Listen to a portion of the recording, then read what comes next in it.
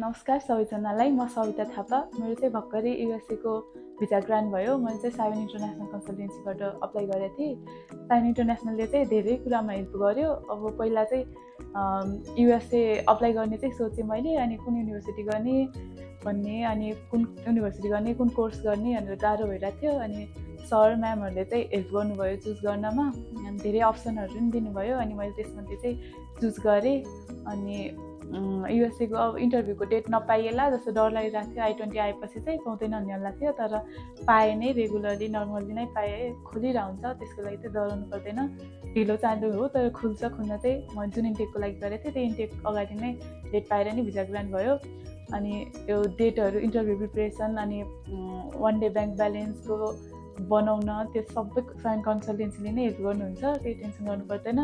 तपाईँहरू नि बाहिर अप्लाई गर्ने सोच्न हुनुहुन्छ, युएस स्पेसली युएसए भने चाहिँ एकचोटि सायोनमा आएर काउन्सेलिङ गर्नु होला। Thank you.